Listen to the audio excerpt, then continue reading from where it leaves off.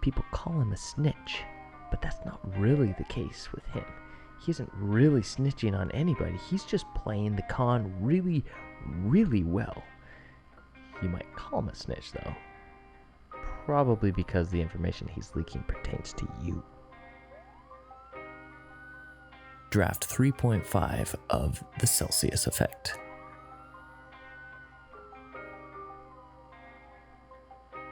Filmmaking. The process of making a motion picture story, otherwise known as a film. My name is Jared Isham.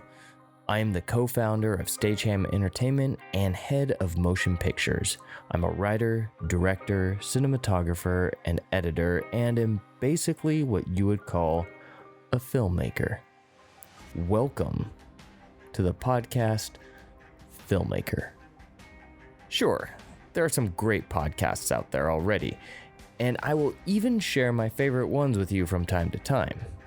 In this podcast, I want to explore some of the things that are not always touched on: film theory, screenwriting tools, alternative financing, distribution strategies, sustainability, and lessons from the pros. So I hope you decide to join me as I learn likely as much as you, if not more, as we venture deep into the world of filmmaking. Filmmaker is made in collaboration with Stagehand Entertainment and Dreamer Productions. Written, produced, edited, and hosted by me, Jared Isham.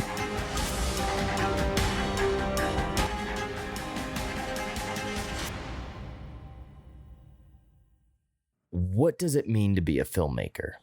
I figured that it would be a good place to start for my podcast titled Filmmaker.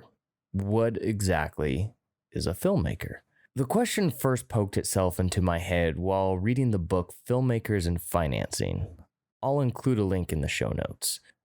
There was a section where the author was arguing the case of what makes an independent movie as opposed to a studio movie.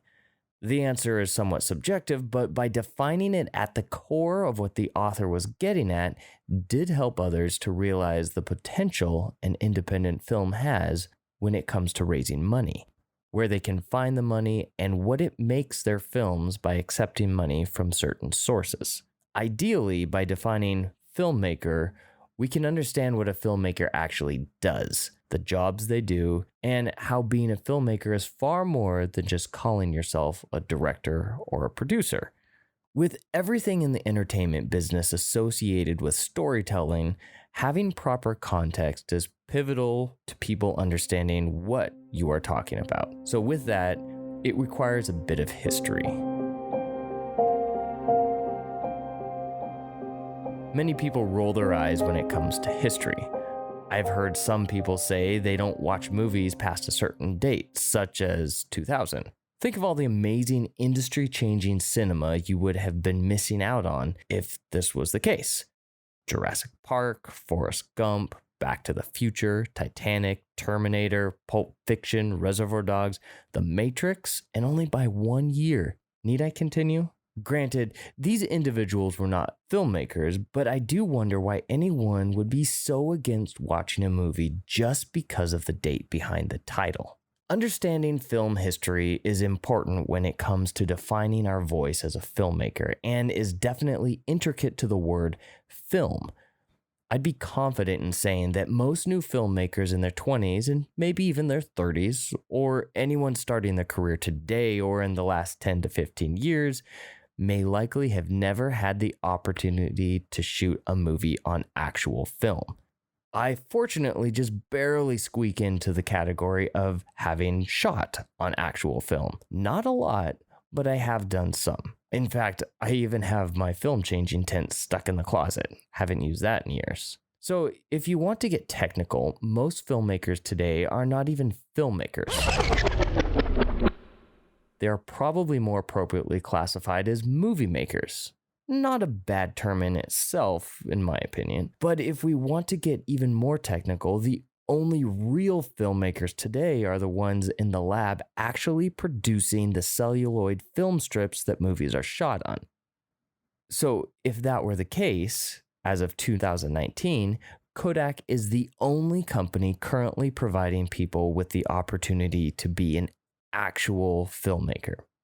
But let's not get too off track. Today, filmmaker is associated with a person who crafts a piece of art using the technology of motion pictures, whether it is digital mediums or celluloid.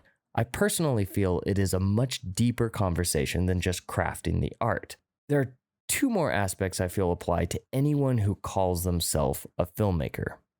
This introduces another term I'd imagine most film school or film history or theory buffs would know, and that is an auteur.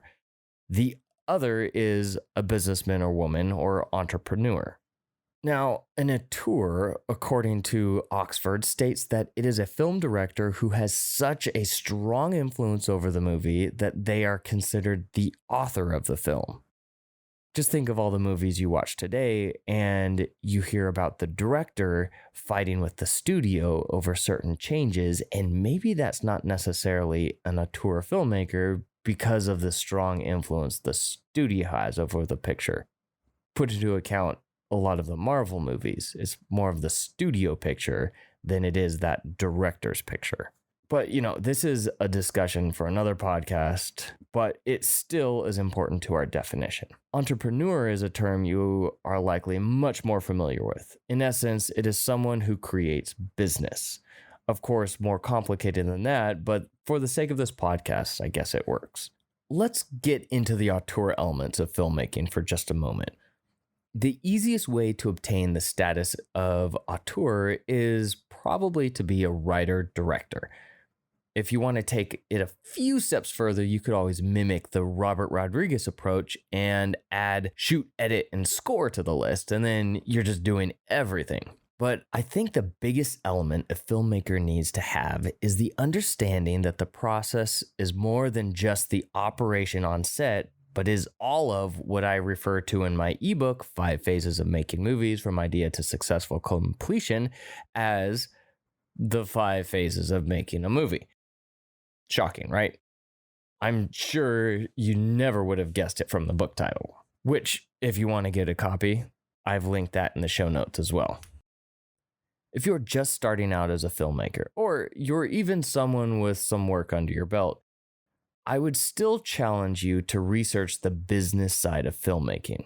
Learn where the money is, where the audience is, and how the whole profit and sustainability works in both general business and the entertainment industry. Once you have a grasp on that, then focus on the art and let that help shape the way in which you plan on breaking the mold and doing something truly unique and innovative. If there isn't a need for it in the marketplace, you'll never get funding to make that happen. So I'll tell you now, I don't believe you can become better as an artist if you don't practice your art. And to practice your art, you need to be sustainable, which takes money. Once you can grasp both the art and the entrepreneurial aspect of the industry is where you can begin to shine as a filmmaker.